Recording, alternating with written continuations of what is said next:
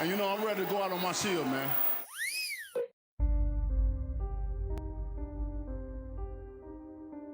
And then there was one. As it began, each man, undefeated, unbowed, united in purpose. Epic champions need epic antagonists. And this, a sequel more wished for than the opening act. They needed each other. But do they still? Even as you sort it all out, sound and fury, power and glory. As you parse history from spectacle, come now, hail the new king. Just remember this, it's not the champion's choice. Yes, the winner gets the spoils, but the loser gets a rematch. It's not an elegy he seeks, but perhaps a trilogy. Question is, does he want it?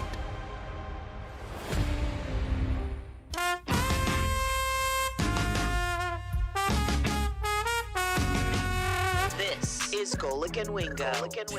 For Monday, February 24th. We all wondered how well LeBron and Anthony Davis would work together, and it has been as good as advertised, if not even better. Goes to Davis. He'll rise from three. He'll connect. That's a tiebreaker with 2 minutes to go. Roxanne. What a game this was. And it was a shot, a fadeaway by LeBron with 30 seconds to go. 9 to shoot. Spins, fades. LeBron gives the Lakers the lead. In LA, yeah, got no breaks, yeah. I could see both sides feeling good about it. Maybe one side feeling really good about it. Boston did this without Kemba Walker. Living fast, Ricky Bobby shaking bait, yeah. The Lakers get their 5th straight win. The rivalry itself and how much we should appreciate being a part of this legacy. Roxanne. Good Monday, everybody. Glad you're with us. Golic and Wingo, ESPN Radio, ESPN2, presented by Progressive Insurance. All phone guests, as always, will be joining us on the Shell Pennzoil Performance Line. Mike Golic, Trey Wingo here with you, coming off a wild weekend in sports where we had the big fight in Las Vegas between Deontay Wilder and Tyson Fury. By the way, Tyson Fury is the greatest thing for boxing. And everything that he does with, first of all, I like hearing him talk. Just say anything, right? Just say anything, because the way he says it with his accent is great. He's such a showman. The way both he and Wilder came into the ring and the things he said afterwards and singing American Pie after the fight was just amazing. We'll have Joe Tessitore join us in just a little bit. But it's also going to be a bittersweet day in Los Angeles this morning because at 10 o'clock L.A. time, 1 o'clock Eastern time, there will be a memorial at the Staples Center for Kobe Bryant, his daughter, and all those that tragically lost their lives in that helicopter crash earlier this month. As it sort of begins this long process of the Lakers and the Vanessa Bryant and the remaining family and friends, sort of to try and put into perspective what happened and deal with that unspeakable tragedy. And it's going to be a long, long process. Yeah, it really is. So that, again, I mean, for players and for the Lakers especially, dealing with that organization, because we've asked this question, of when does it get back to normal? And I don't know, for some, it will never get back to normal. For others, it will. It all depends on relationships. But this is going to be not only a league-wide, but a sports-wide, really outside of sports as well, for the people that want to honor not only Kobe and his daughter, but, again, all 9 lives that were lost in January. It's going to be and obviously the people outside of Staples Center, they're going to be there as well.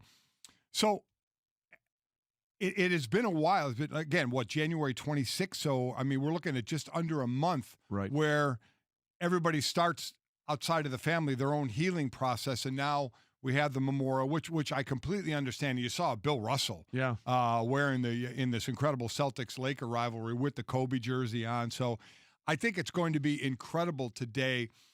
And I still remember going through it with Jerome Brown when it happened in the offseason, right before training camp, and how we wanted to keep Jerome's spirit alive by having a locker both obviously at home and on the road. And I'll still never forget Tom Jackson with ESPN then coming and interviewing us, say, is this going to be something you're holding on to too long? Right. Will it have a negative effect on you? And of course, we didn't think so. I mean, he was our friend and our teammate. And I know that's been a question asked from a purely a sports side of this thing, of where this goes in you're playing for a person, you're playing for people, and to have this on your mind. And I know that's something that LeBron and the rest of those players will have to talk about and deal with. But, from what's going to happen today, I mean, I can't even imagine how incredible it's going to be. Forgetting even, we're going to say all the celebrities that are there, forgetting that. I mean, just the fans, sports fans, Kobe fans, the people that are going to be around Staples Centers and want to be such a part of this. Well, you saw that just incredible outpouring that just surrounded the Staples Center when it happened in January. Yeah. And you raise an excellent point there, Mike, and your story about when your former defensive lineman with the Eagles, Jerome Brown, passed away, and that was a car crash. Yeah. Him and his nephew. It's where do you do this as an athlete, trying to honor someone who was so close to you and meant so much to the organization, but understanding there's still a job that we have to do and sort of deal with that part of it as well. And of course, the Lakers played on Sunday and beat the Celtics 114-112. And the Celtics are actually staying around. Yes, they are. They have not left L.A. yet. They stayed there. And obviously this is a show of a huge respect for who Kobe Bryant was to them and what he meant to not only the Lakers, but the entire NBA. And LeBron alluded to something you just sort of talked about there, Mike, about how as a team, you want to make sure you do the right thing and honor him and remember him the right way, but also understand we have a season and we have games to play. And the best way to honor him would be to go win the whole damn thing. And LeBron talked about that after the win over the Celtics. I've talked about it, man. It's been a celebration ever since we got the horrific news about his life and what he means to the game, but I don't want to keep going back on it. I think it's unfair and it's unjust to his family as they trying to move on. We're all trying to move on, but also know that, he's with us. His jersey's sitting in my locker right now, but it just puts me in a difficult mind state when I continue to harp on it. And I think that's a fair thing for him to say. Yeah. Because, absolutely, you want to make sure everyone is remembering and honoring Kobe in the way that you deem fit and the way that his family and his friends deem fit. But at the end of the day, LeBron said it puts me in a difficult mind spot as an athlete because all this is going on while we're still out there trying to do something together as a team. Yeah, and again, so we were all waiting for when this was going to be, when this was going to happen. We see, the day today. We're almost a month from when the horrific day of January 26th, when this horrible thing happened, and now we're getting. I mean, they're filling that arena. 80,000 people applied for tickets to be in the arena. So 20,000 will be in there, and I think they're trying to tell people to not be around Staples Center. Good luck. Yeah, there's no way. I mean, that's how are you people not going to be around there? I mean, it's going to be unbelievable. As you mentioned, the Celtics are staying. So many players, NBA players, really people in all sports are going to be out there. But really, for the fans, for this at least this one kind of official time to honor, Kobe and the 8 other lives that were lost in this horrible, horrible crash. Yeah, and that's the thing, right? I mean, Kobe is always going to be the headliner, and sadly his daughter as well. But there were so many other people that were lost, and there's no rule book for this, right? No. That's the thing everybody needs to understand. There's no, okay, where do I go on the Google and say this is how I do this? There's no path. There's no right way. There's no wrong way. There's just the way it sort of unfolds.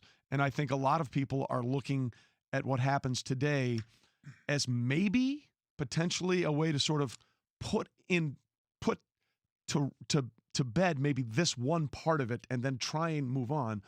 But there's no guarantee that anything is going to happen. And it's different for everybody. I keep bringing up because the closest thing I can have is when we lost Jerome, for myself and guys that were closer to Jerome, that were forgetting teammates, who were really good friends. It takes a long time. Yeah. I mean, a long time. And for those that was more acquainted or knew him less, just like with Kobe. Those who know him better, it will be a long time. Yeah. For his family, I'm sure obviously forever. But for those that were more acquaintances or just knew more of him than knew him, it'll be back to normal a little quicker for people like that. But as LeBron said, he's got to be the one. He's going to be the guy with the microphone in his hand all the time. Yep. Talking about this, and it will certainly come up time and time again. And again, right after whatever happens today, LeBron and the Lakers have to get right back into it because tomorrow night, for the first time, we will see the Lakers and LeBron taking on Zion Williamson and the Pelicans, who are charging up. Yes, they are. We could be looking at a 1-8 potential playoff. Yeah, they're 3.5 out of the playoffs right now, making a run. So you're right. I mean, it does. It gets that doesn't stop. I mean, that doesn't stop. They are going to continue. Obviously, they already have, and they're going to, and it's what mindset you have going on. And today on the ESPN Daily, as mourners gather to honor the lives of Kobe and Gigi Bryant, Ramona Shelburne shares what it's been like inside the Lakers organization since that tragic day in January. That's the ESPN Daily with Mina Kynes. Subscribe. Was it the right fight? Was it the fight that he expected? We'll talk to the guy that called Fury Wilder 2. Joe Tessitore next. Golic and Wingo, ESPN Radio, ESPN 2.